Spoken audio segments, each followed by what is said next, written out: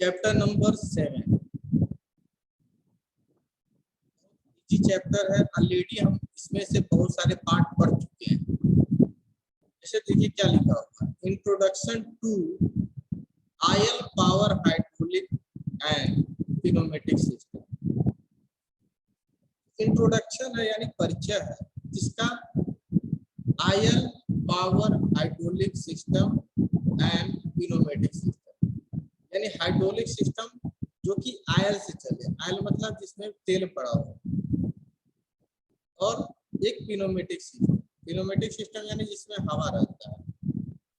तो हम देखेंगे कि दो तरह की प्रणालियां होती है, एक होता है हाइड्रोलिक सिस्टम, दूसरा होता है पिनोमेटिक सिस्टम, जिसे हिंदी में कहते हैं हाइड्रोलिक को द्रवीय प्रणाली और पिनोमेटिक सिस्टम को कहते हैं वायु प्रणाली। अब इसका परिचय क्या है, तो ऑलरेडी हम लोग परिचय क्या देख चुके हैं। ये आपका फिगर हम ऑलरेडी पहले पढ़ चुके हैं। एक हाइड्रोलिक सिस्टम का फिगर है, हाइड्रोलिक सिस्टम जिसमें क्या एक टैंक रहता था। इस टैंक में क्या रहेगा, इस टैंक का नाम है फ्लूइड। फ्लूइड मतलब तरल, यानी इस टैंक में आपका कोई भी तेल रहेगा, तेल या पानी कोई भी द्रव रह सकता है। यहाँ पे हम आपका तेल वाला पढ़ रहे हैं तो यहाँ पे तेल रहेगा। क्यों? क्योंकि देखिए यहाँ लिखा हुआ है तेल शक्ति युक्त द्रवीय प्रणाली एवं वायवीय प्रणाली, तो यहाँ पे तेल भरा रहेगा।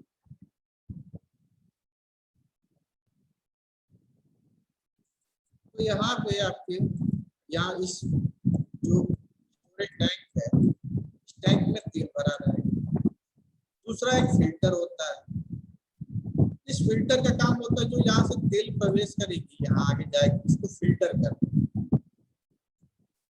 फिर एक है हाइड्रोलिक पंप। इसके बाद हाइड्रोलिक पंप क्या करता है, यहाँ से जो द्रव प्रवेश करेगा उसका दाब बढ़ा के आगे भेज देगा।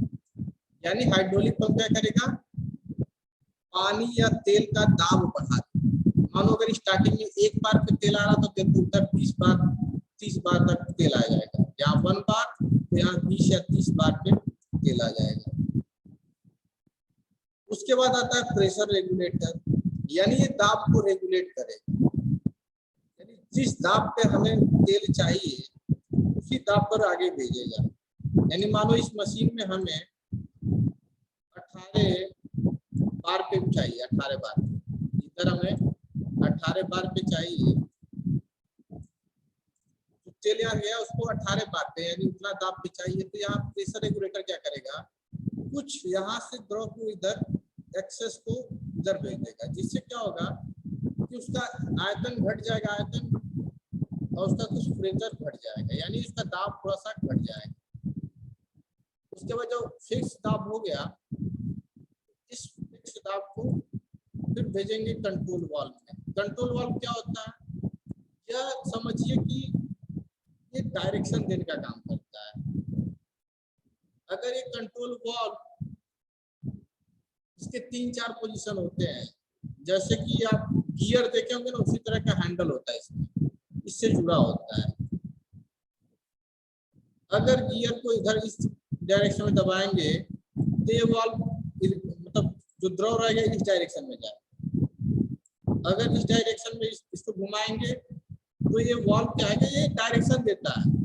कंट्रोल वाल्व का काम यही है कि द्रव को हम इधर भेजें या इधर करें, जहां जरूरत रहेगा वहां भेजने का काम करेगा, कंट्रोल करेगा। उसके बाद आता है एक पिस्टन और सिलेंडर। सिलेंडर के अंदर एक पिस्टन रहेगा और इस पिस्टन जुड़ा होता है वेट से, लिफ्ट या वेट, इससे जुड़ा रहेगा। अब जैसे हमें मानो ये वेट है, इसको उठाना है, मानो ये वेट है 100 kg का या 1 क्विंटल या 2 क्विंटल का, अगर हम इसे ऊपर उठाना है तो ये कैसे उठेगा? इसको उठाने के लिए हमें पिस्टन को ऊपर करना पड़ेगा। पिस्टन जैसे जैसे ऊपर जाएगा ये भी उठने लगेगा। और पिस्टन को उठाने के लिए क्या करते हैं, इधर से तेल भेजते हैं दाब के, दाब के जब तेल आता है तो इसमें फोर्स लगाता है पिस्टन पे, जिससे कि पिस्टन ऊपर की तरफ उठने लगता है। अब पूरी इसकी क्रिया सिद्धांत देखते हैं कैसे काम करता है। तो देखिए सबसे पहले क्या करते हैं, इस टैंक में से सबसे पहले हम पंप को चालू करते हैं, हाइड्रोलिक पंप। जैसे पंप चालू होता है तो यहाँ से जो द्रव रहता है ना ऊपर की तरफ उठ के पंप में जाने लगता है, लेकिन जाते समय बीच में एक फिल्टर लगा होता है।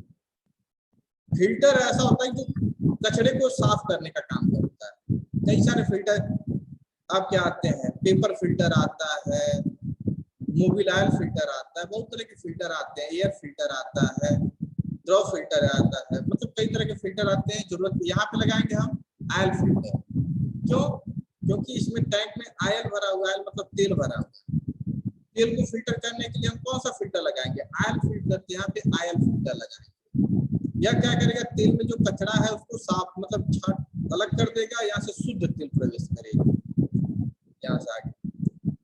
तो ये पंप में जाएगा। पंप क्या करेगा, इसका दाब बढ़ा देगा। पंप का काम यही है कि यहाँ से जो तेल आ रहा है उसका दाब बढ़ा देगा। यहाँ पे अगर एक बार पे आ रही थी तो यहाँ से प्रवेश निकलेगा जब पंप से बाहर, तो ये यहाँ से तेल जब निकलेगा पंप से बाहर तो ये 20 बार पे हो जाएगा, यानी इसका दाब कई गुना बढ़ चुका है। ठीक है, अब पंप ने तो अपना काम कर दिया, दाब बढ़ा दिया, लेकिन हमें देखना है कि हमें इस पिस्टन में जरूरत कितना है, किसने मतलब हमें जरूरत क्या है, कितने बार के प्रेशर का जरूरत है। अगर मानो हमें 18 या 17 बार की जरूरत है तो हम इस दाब को थोड़ा सा कम करेंगे। यही दाब कम करने का काम करता है प्रेशर रेगुलेटर। यानी यह क्या करेगा, दाब को रेगुलेट करेगा, दाब को कम करेगा, बेसी करेगा, जितना जरूरत होगा उस हिसाब से करेगा। तो यहाँ एक वाल्व लगा होता है, वो वाल्व क्या करता है, जरूरत के हिसाब से यहाँ पे द्रव को भेजता है, उससे दाब उसका कंट्रोल होता है। प्रेशर रेगुलेटर क्या करेगा, जितना जरूरत होगा उसी दाब पे द्रव को या तेल को आगे भेजेगा। अगर हमें 18 बार पे तेल की जरूरत है, यहाँ से जब प्रेशर रेगुलेटर जो तेल भेजेगा तो 18 बार पे ही जाएगा, उससे ज्यादा नहीं आएगा।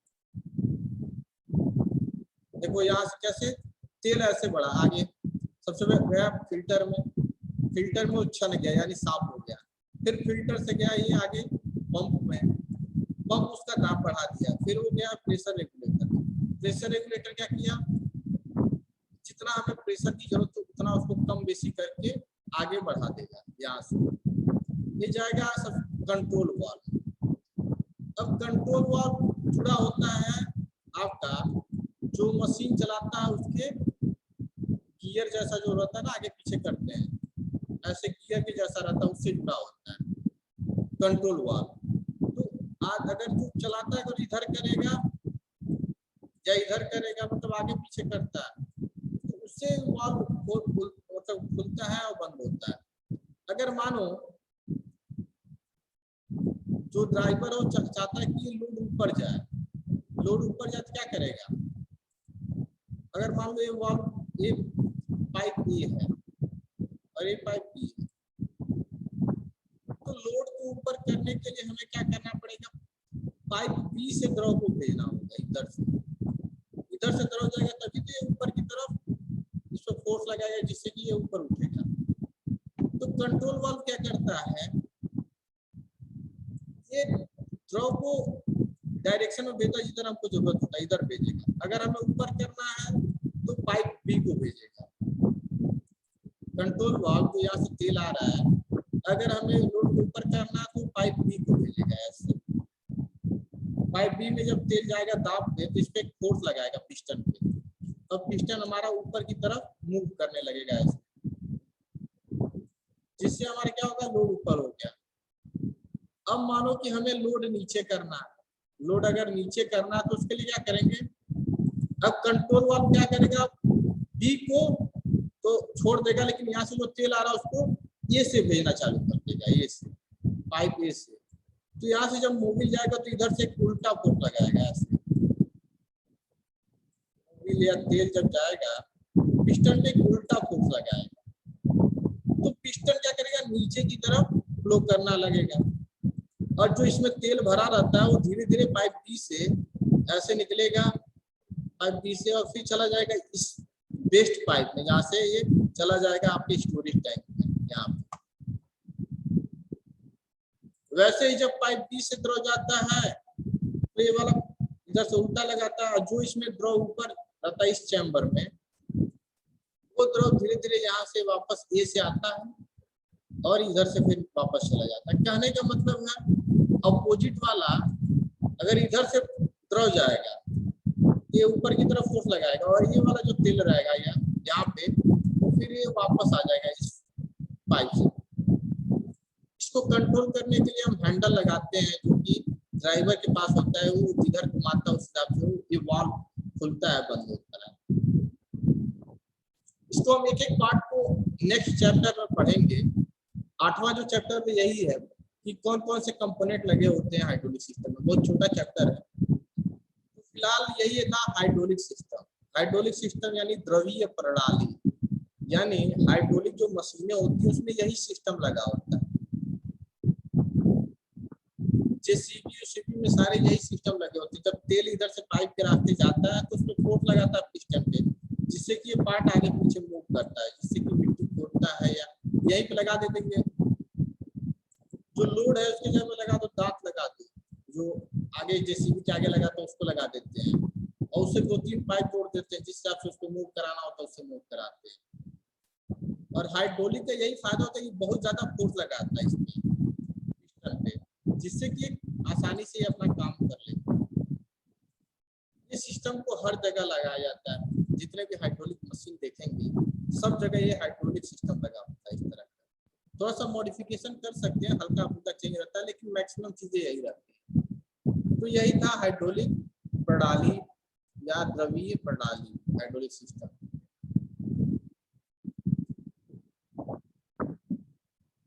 किसी को कोई डाउट है इसमें? देखो दो चीजें हैं यहाँ पे, एक हाइड्रोलिक्स है, हाइड्रोलिक सिस्टम है, और एक है पिनोमेटिक सिस्टम। पिनोमेटिक सिस्टम में हमेशा हम कोई गैस लेंगे, इस बात को रट लीजिए कि पिनोमेटिक्स में हमेशा गैस लेंगे, जिसमें हवा भी हो सकता है, हवा भी एक गैस ही है। तो पिनोमेटिक्स में क्या रहेगा, या तो हवा रहेगी, हवा रहेगी, या कोई गैस रहेगा, हवा रहेगी या कोई गैस रहेगा। तो गैस में जनरली हम नाइट्रोजन ले लेते हैं, नाइट्रोजन। तो पिनोमेटिक्स हो गया। पिनोमेटिक्स अभी आगे देखेंगे, पिनोमेटिक का सिस्टम भी। अभी हम हाइड्रोलिक सिस्टम देख रहे थे, हाइड्रोलिक सिस्टम। तो हाइड्रोलिक सिस्टम में हमेशा कोई द्रव रहेगा। अब द्रव 3 प्रकार के हो सकते हैं। पहला पानी ले लो,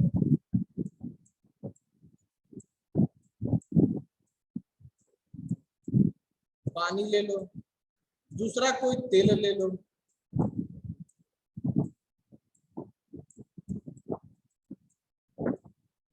तेल ले लो। तीसरा कि मोबिल ले लो, मतलब कोई द्रव ही लेंगे, कहने का मतलब ये है। तो यही था आपका इंट्रोडक्शन हाइड्रोलिक सिस्टम का। तो यहाँ पे देखिए क्या कह रहा है, तेल शक्ति युक्त द्रव्य। तो इस चैप्टर में हम जो भी लेंगे वो तेल लेंगे हाइड्रोलिक सिस्टम। जनरली कोई तेल ही होता है, हाइड्रोलिक फ्लूइड जिसे कहते हैं। देखिए ये है द्रवीय प्रणाली। देखिए कैसे काम करता है, इसके लिए सिस्टम देखिए। तो इसमें क्या होता है कि पिस्टन रहता है, एक सिलेंडर रहता है, जैसा कि हम देखे हैं फिगर में। देखो ये पिस्टन है, इसके बाहर ये सिलेंडर। अब पिस्टन से ही लोड को जोड़ देते हैं, जिसे उठाना होता है या नीचे करना। अगर हमें इस तेल को नीचे से भेजेंगे, पाइप ए से, पाइप ए से जाएगा तेल और पिस्टन, इस पिस्टन पे फोर्स लगाए जिससे पिस्टन ऊपर की तरफ मूव करने लगेगा, और पिस्टन जुड़ा हुआ लोड से तो लोड के ऊपर उठने लगेगा। यही प्रिंसिपल है इसमें। अगर लोड को नीचे करना यानी सामान को नीचे उतारना है तो उसके लिए क्या करेंगे, अब बी से तेल को भेजेंगे, तेल जाएगा अपोजिट डायरेक्शन से, पिस्टन पे फोर्स लगाएगा। जब पिस्टन पतला सा होता है जिस दोनों तरफ से, तब ये देखो पतला सा पिस्टन है, पतला सा, इधर दोनों तरफ से आपके द्रव आ सकते हैं, इधर से भी आ सकता है, इधर से भी आ सकता है। तो जब नीचे करना रहेगा, लोअर करना रहेगा, तो पाइप यहाँ से भेजेंगे द्रव, ऐसे भेजेंगे, इधर से आकर पिस्टन फोर्स लगाएगा, जिससे पिस्टन जब नीचे जाएगा, पिस्टन नीचे जाएगा तो पिस्टन जुड़ा हुआ लोड से तो लोड भी नीचे जाएगा। ऐसे ही हाइड्रोलिक सिस्टम का उपयोग करके सामान को ऊपर उठाते हैं, नीचे करते हैं। जैसे कि आप क्रेन देखे होंगे, क्रेन में भी यही सिस्टम होता है। पिस्टन जब ऊपर जाता है तो जुड़ा होता है आपके लोड उठाने वाले सिस्टम से, तो पिस्टन ऊपर जाएगा तो सामान ऊपर चला जाएगा, जैसे पिस्टन नीचे आने लगेगा आपका सामान भी नीचे उतरने लगेगा। क्रेन हुआ, जेसीबी हुआ, सब में यही सिस्टम लगे होते हैं। बहुत सारे मशीनें हैं जो अभी देखेंगे। कोई डाउट इसमें? देखो यहाँ पे कह रहा है कि देखो ये कंट्रोल वाल्व है ना, इसमें एक लीवर लगा दिया गया है। लीवर होता है जो जैसे कि गियर वाला नहीं होता मारुति उरुति में, गियर टाइप, उसी तरह का लीवर होता है। यह लीवर अगर बीच में रहेगा, बीच में रहेगा तो पाइप बी और पाइप ए दोनों बंद हो जाएगा। लेकिन अगर यह लीवर इस डायरेक्शन में ऐसे घुमा दिया गया तो जो यहाँ से आएगा द्रव वो पाइप ए में प्रवेश कर जाएगा। ये वाला पाइप ए का वाल्व खुल जाएगा और द्रव ऐसे जाएगा, जिससे कि लोड पिस्टन ऊपर की तरफ मूव करेगा, आपका लोड ऊपर उठ जाएगा। अगर हमें लोड नीचे करना रहेगा तो ये वाला इधर घुमा देंगे लीवर, जिससे कि हमारा बी वाला खुल जाएगा, द्रव बी में चला जाएगा। बहुत सिंपल रहता है। इसको कंट्रोल करने के लिए यहाँ पे एक स्विच टाइप का कंट्रोल वाल्व लगा देते हैं, जो कि द्रव को जिस हिसाब से चाहेंगे उसी हिसाब से फ्लो कराएगा। बहुत ही कंट्रोल वाल्व लगाते हैं जो कि आसानी से कंट्रोल हो सके, इसीलिए इसे कंट्रोल वाल्व कहते हैं, कंट्रोल वाल्व।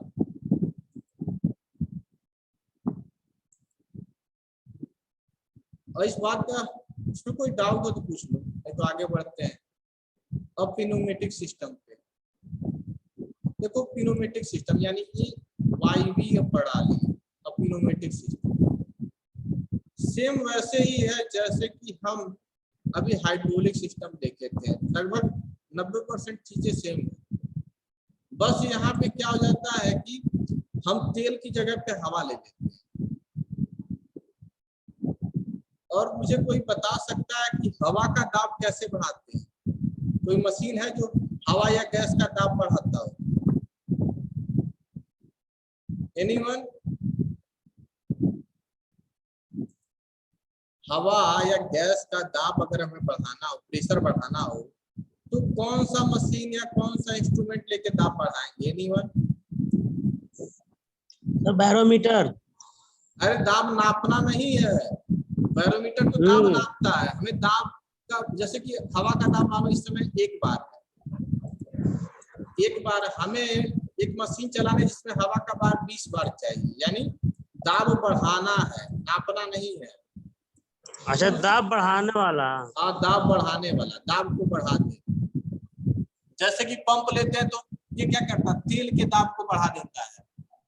अभी पंप लिए थे ना, यहाँ पे पंप क्या कर रहा था, जो तेल था यहाँ से प्रवेश कर रहा था उसके दाब को बढ़ा दे रहा था। मानो तेल 1 बार पे जा रहा था पंप में, और यहाँ से जो तेल निकल रहा था 20 बार पे निकल रहा था, यानी इसका दाब बढ़ चुका था। वैसे ही अगर हम हवा लें तो हवा का दाब किस मशीन से बढ़ाते हैं? गधो बताओ, कुछ नहीं पढ़े लिखे हो। अभी पिछले सेमेस्टर में थर्मल इंजीनियरिंग में पढ़े होंगे।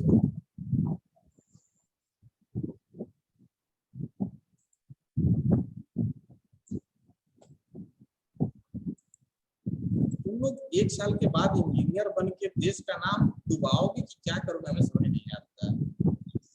सर मतलब आप क्वेश्चन समझ नहीं पा रहे हैं सर, मतलब कहना मैं ये क्या कह रहा हूँ कि हवा का दाब बढ़ाने के लिए कौन सा मशीन उपयोग करते हैं, जैसे कि पंप, समझ गए कि नहीं, पानी या द्रव का दाब है। हाँ बढ़ाता है। हाँ ऐसे ही हमें अगर हवा लेना है, हवा का दाब बढ़ाना है, तो कौन सा मशीन यूज करेंगे। कंप्रेसर का नाम सुने हो, संपीडक का? नाम तो याद नहीं आ रहा है। संपीडक का नाम सुने हो, संपीडक या कंप्रेसर का? मैं सबके लिए बोल रहा हूँ, संपीडक का नाम सुने हो? क्या करता है संपीडक? जी सर।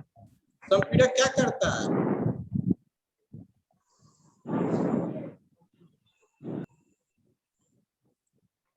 मुझे नहीं पता है, इसीलिए थर्मल में बैग लगा, और कोई बात नहीं है। तो कंप्रेसर का काम क्या करता है, हवा को कंप्रेस करके उसका दाब बढ़ा देता है।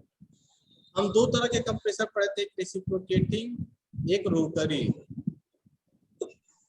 रेसिप्रोकेटिंग में था कि पिस्टन के अंदर हवा जाती थी, सक्शन होता था, फिर कंप्रेशन होता था, उसका आयतन घटता था, दाब बढ़ जाता था, और फिर हवा को स्टोर कर लेते हैं।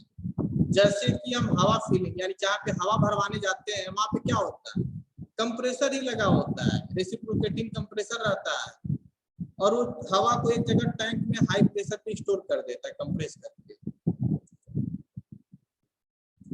आपका कंप्रेसर ही हवा के दाब को बढ़ाता है। जो आप हवा भरवाने जाते हैं बाइक में, वो हाई प्रेशर पे हवा जाती है बाइक में, तो कहाँ से हाई प्रेशर पे हवा आ गई, वो हाई प्रेशर पे हवा आपके कंप्रेसर के द्वारा ही आता है। देखो यही अंतर है इसमें, कि वहां पे हम पंप लेते थे और इसमें क्या लेंगे, कंप्रेसर लेंगे। क्यों?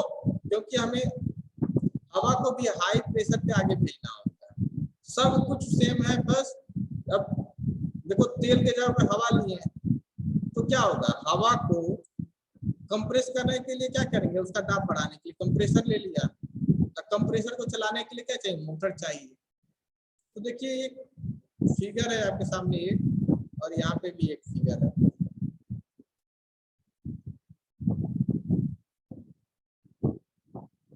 चलिए ज्यादा सिस्टमेटिक है, ध्यान से समझते हैं।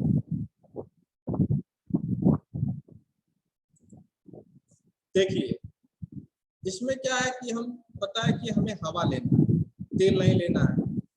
तो सबसे पहले क्या करेंगे, हवा से, हवा को लेंगे कहाँ से, हवा कहाँ रहती है, वातावरण में रहती है, यानी एयर फ्रॉम एटमॉस्फेयर। एटमॉस्फेयर मतलब वातावरण, यानी जो वायुमंडल है उससे हवा लेंगे।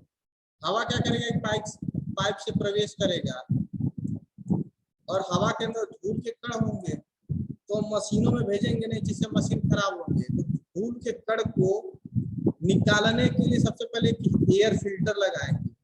एयर फिल्टर क्या करेगा, हवा को फिल्टर करके उसमें से धूल के कण, मिट्टी, बालू, सब कुछ जो कचरे रहेंगे उसको फिल्टर करके शुद्ध हवा को आगे भेजेगा। और यह हवा किसमें जाएगी, कंप्रेसर में। एयर कंप्रेसर यानी वायु संपीड़क। वायु संपीड़क आप लोग पढ़े होंगे थर्मल में। क्या होता है, हवा को कंप्रेस करके इसका दाब बढ़ा देता है। यहाँ से अगर हवा मान लो एक बार प्रेशर पे प्रवेश कर रही है हवा, एक बार पे, यानी वातावरण का दाब कितना होता है, वातावरण का दाब 1 बार होता है, यानी जो हवा प्रवेश करेगी कंप्रेसर में उसका दाब कितना होगा, 1 बार। जब वो यहाँ से निकलेगी कंप्रेसर से बाहर, तो उसका दाब 6, 7, 8, 10, मान लो 10 हो जाता है, 10 बार। तो कंप्रेसर क्या करता है, वायुमंडल जो हवा रहती है उसके दाब को बढ़ाता है। थोड़ा सा पढ़ लिया करो, अपना तो फेल हो गए ही, दूसरे का भी नाम कटाओगे तुम लोग।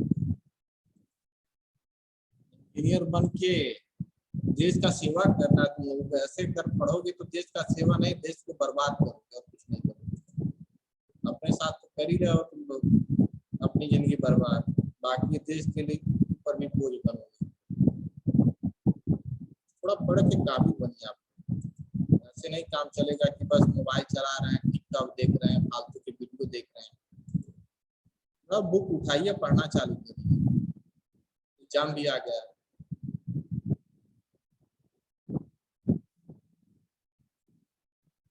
चलिए हम इसको देखते हैं इनोवेटिव सिस्टम को। तो हमारा कंप्रेसर क्या किया, कंप्रेसर ने दाब को बढ़ा दिया है। अब इस कंप्रेसर को चलाने के लिए एक मोटर लगाते हैं। तो यहाँ पे एक मोटर लगा हुआ है, ठीक है, और इसको बिजली की सप्लाई देना पड़ेगा, बिजली सप्लाई देनी है। अब एक होता है एयर कूलर, एयर कूलर मतलब हवा को ठंडा करने वाला। फिर एक होता है स्टोरेज रिजर्वायर, स्टोरेज टंकी मतलब वो जगह जहाँ पे हवा को स्टोर करेंगे कंप्रेस करके। आप जानते हो कि हवा भरवाने तो एक टंकी होती थी जिसमें हवा वो कंप्रेस करके ऑलरेडी रखे रहते हैं। जैसे ही आप जाते हो उसमें से पाइप निकालता है और आपके बाइक में या जिसमें भी लगाना रहता लगाता है, आपके बाइक में हवा चली जाती है। तो वही स्टोरेज टैंक यहाँ पे रहता है, स्टोरेज रिजर्वायर। इसमें क्या होगा, हवा को स्टोर करेंगे। फिर होता है FRL, यह एक यूनिट होता है, यानी एक सिस्टम होता है जिसमें क्या करता है, जो हवा में नमी रहती है, हवा को नमी को क्या कर देगा, कम कर देगा, और उसमें थोड़ा सा लुब्रिकेंट मिला देगा। लुब्रिकेंट मतलब मोबिल का एक एक गुण मिलाता जाता है हवा में, जिससे हवा के अंदर थोड़ा सा मोबिल का गुण आ जाता है, जिससे कि पिस्टन होता है, पिस्टन खराब नहीं होता है। पिस्टन घर्षण के कारण खराब ना हो, इसलिए इस हवा में मोबिल मिला देते हैं, जो यहाँ पिस्टन पे जब हवा आएगी तो ये पिस्टन सिलेंडर खराब नहीं होगा घर्षण के कारण। गाड़ियों में मोबिल क्यों डालते हैं, क्योंकि जो मैकेनिकल जो पार्ट होते हैं, पिस्टन, सिलेंडर, गियर वर, चलते चलते घिसते हैं, तो मोबिल डाल देते तो घिसाव थोड़ा कम हो जाता है। ठीक है, यहाँ पे क्या करते हैं, सबसे पहले तो यहाँ पे फिल्टर करते हैं, फिर उसको रेगुलेट करते हैं, यानी उसमें से हवा निकाल देती है। मॉइस्चर यानी पानी के कण रहेंगे, तो पानी के कण जहाँ भी जाएंगे हवा में कुछ नमी रहती है, उस नमी को निकाल देते हैं, यानी यहाँ से पानी के कण को निकाल दिया जाता है, और उसमें फिर उसमें मोबिल के एक एक बूंद मिला दिए जाते हैं हवा में। कैसे मिलाते हैं, मोबिल का ऐसा डालते हैं कि इवेपोरेट होके हवा में मिल जाए। फिर इस हवा को भेजते हैं कंट्रोल वाल्व में, जैसे कि हाइड्रोलिक सिस्टम में था कंट्रोल वाल्व। यह कंट्रोल वाल्व जरूरत के हिसाब से खोलेगा पाइप को। अगर हमें हवा भेजना है इस पाइप में, तो कंट्रोल वाल्व को हमें क्या करना पड़ेगा, उस हिसाब से चलाना पड़ेगा। सेम वैसे ही जैसे हाइड्रोलिक सिस्टम में था कंट्रोल वाल्व। अब इसका क्रिया सिद्धांत देखते हैं, बहुत ईजी है, थोड़ा सा ध्यान से देखेंगे समझ आएगा।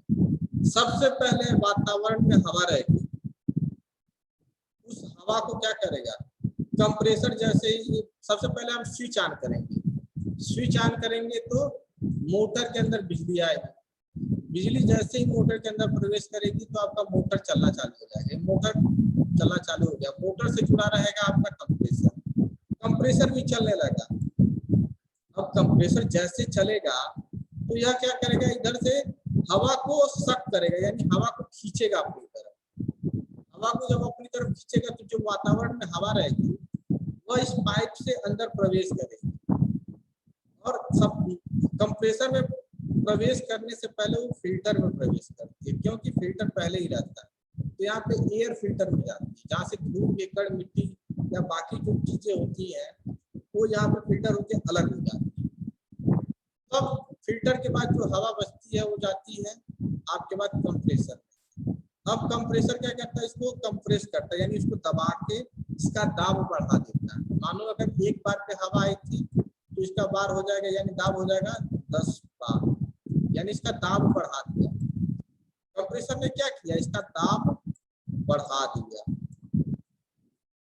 यह हवा 10 बार पे हो गई, यानी हाई प्रेशर पे। फिर इसको भेजेंगे, देखिए हम पढ़े थे जब कंप्रेसर, तो देखे थे जब हवा को कंप्रेस कर रहे थे पिस्टन सिलेंडर के अंदर, तो जैसे जैसे पिस्टन ऊपर जा रहा था हवा कंप्रेस हो रही थी, हवा कंप्रेस हो रही थी तो उसका दाब भी बढ़ रहा था और तापमान भी बढ़ रहा था।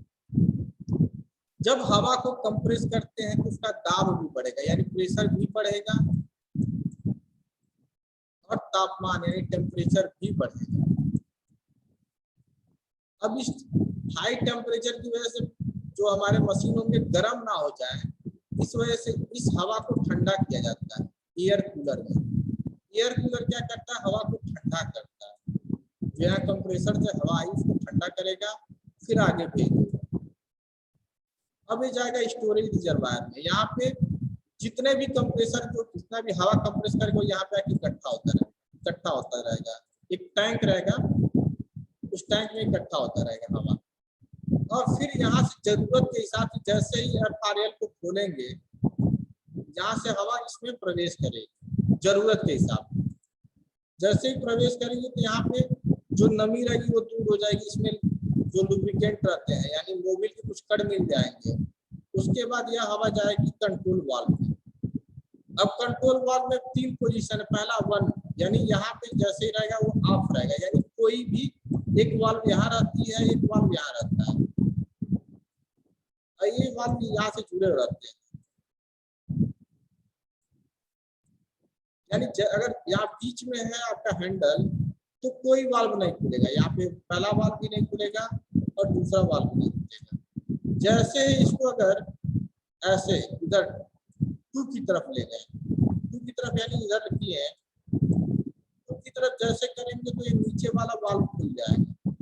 जैसे ही वाल्व खुलेगा तो हवा इसमें हाई प्रेशर पे इधर से प्रवेश करेगी, यहाँ से प्रवेश करके पिस्टन पे जाके फोर्स लगाएगी। जैसे पिस्टन पे फोर्स लगाएगी, पिस्टन ऊपर की तरफ चलना चालू करेगा। जब पिस्टन ऊपर की तरफ जाएगा तो ये लोड भी ऊपर की तरफ खींच जाएगा। और मानो अगर इधर पहले से इधर हवा थी तो हवा कहाँ जाएगी, अपने आप को गायब नहीं हो जाएगी। तो इसको निकालने के लिए इसी पाइप से फिर वापस हवा आएगी, इधर से कंट्रोल वाल्व से यहाँ से हवा बाहर निकल जाएगी। तो हवा क्यों बाहर कर देते हैं, तो देखो हवा पर्याप्त है वातावरण में, कोई दिक्कत नहीं है। लेकिन मोबिल जब रहता था तो मोबिल को फिर टैंक में भेज देते थे यहाँ से। क्यों, क्योंकि मोबिल अगर हवा में जाएगी तो हर जगह मोबिल गिरता जाएगा, इसलिए मोबिल को फिर यहाँ से टैंक से जोड़ देते थे मोबिल वाले को। जब हम हाइड्रोलिक सिस्टम पढ़ रहे थे तब, तो यहाँ पे हवा को वातावरण में छोड़ देते हैं। तो कभी देखते हो तो ब्रेक व्रेक मारता है ट्रक वाले तो शिक देना आवाज आती है, वही हवा निकलता है यहाँ से। अब मानो हमें लोड को नीचे करना है, लोड को नीचे करना है तो अब इधर कर देंगे, इधर घुमाएंगे जैसे ही हैंडल को, तो ये वाला ऊपर वाला वाल्व खुलेगा। वाल्व खुलेगा तो हवा इधर से प्रवेश करेगी और इधर से जाके उल्टा पिस्टन पे फोर्स लगाएगी, जिससे कि पिस्टन नीचे की तरफ जाएगा और लोड भी हमारा नीचे की तरफ हो जाएगा। और इधर जो एक्स्ट्रा हवा थी वो यहाँ से बाहर निकल के ऐसे ऐसे निकल के यहाँ बाहर चली जाएगी।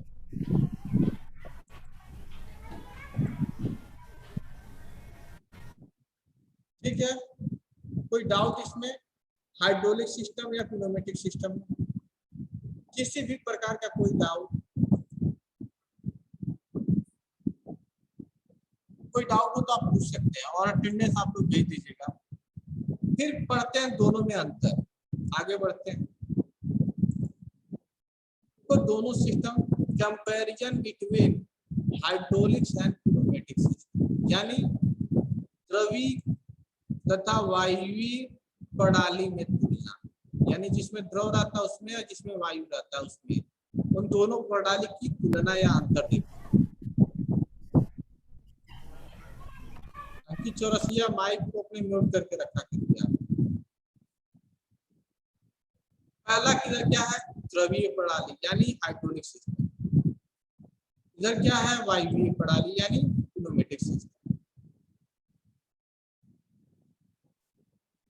अब पहला अंतर देखते हैं। तो पहला क्या, द्रवीय में यानी हाइड्रोलिक सिस्टम में, इस प्रणाली में जो पिस्टन की गति हो रही थी और शक्ति मिल रहा था पिस्टन को, किससे मिल रहा था, द्रव को जब हम भेजे थे हाई प्रेशर पे, प्रेशराइज्ड लिक्विड से मिल रहा था। यानी द्रवीय प्रणाली में कोई द्रव रहेगा जो हाई प्रेशर पर रहेगा, उससे हमारे मशीन चलेंगे। यानी जो पार्ट रहता है हाइड्रोलिक सिस्टम में कैसे चलेगा, वो चलता है जो द्रव को हाई प्रेशर पे भेजते हैं उससे चलता है। लेकिन वही pneumatics में क्या चलता है, वो वायु से चलता है, वायु या हवा गैस से। यानी इस सिस्टम में द्रव रहता है, इस सिस्टम में गैस रहता है। कहने का पहला अंतर हो गया।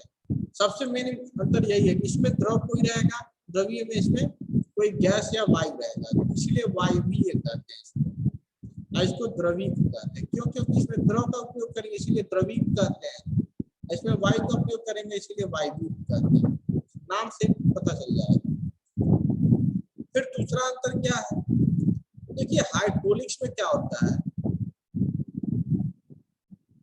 आपको पता होगा कि जो तेल होते हैं या पानी होता है, वो आप दबाएंगे पिस्टन सिलेंडर में तो दब के कम नहीं होगा। एक द्रव होता है इनकम्प्रेसिबल, एक होता है कंप्रेसिबल। कंप्रेसिबल यानी जो जैसे इसको दबाएं तो दब जाए, जैसे कि हवा। और एक होता है इनकम्प्रेसिबल, जैसे पानी। पानी को पिस्टन सिलेंडर में रख के दबाओगे तो उसका आयतन कम नहीं होता, आयतन कांस्टेंट रहेगा, पानी बस एक तरफ से निकल जाएगा। कहने का मतलब है कि जो आपका तेल होता है या मोबिल होता है या ये होता है, इनकम्प्रेसिबल द्रव होते हैं, यानी इसको दबाया नहीं जाता है, दबा के इसका आयतन कम नहीं कर सकते। इसीलिए जब इस पे प्रेशर एक तरफ से लगाते हैं तो उसका दाब बढ़ते जाता है। तो इस पे यह जो सिस्टम होता है हाई प्रेशर पे काम करता है। क्यों? क्योंकि इसका आयतन कम नहीं होता है, आयतन कम नहीं होता, जैसे जैसे इस पर फोर्स लगाते हैं उसका प्रेशर बढ़ते जाता है। लेकिन आपके वायु में क्या होता है, वायु जो होता है वो कंप्रेसिबल होता है, यानी इसको दबा के इसका आयतन कम कर सकते हैं। तो वायु को जैसे ही हम पिस्टन सिलेंडर में कंप्रेस करते हैं तो इसका आयतन कम होता है, दाब बढ़ता है, लेकिन इसमें बहुत ज्यादा दाब नहीं बढ़ पाता। कहने का मतलब ये है सिंपल सा कि आपका द्रवीय प्रणाली होता है वो हाई प्रेशर पे काम करता है, यानी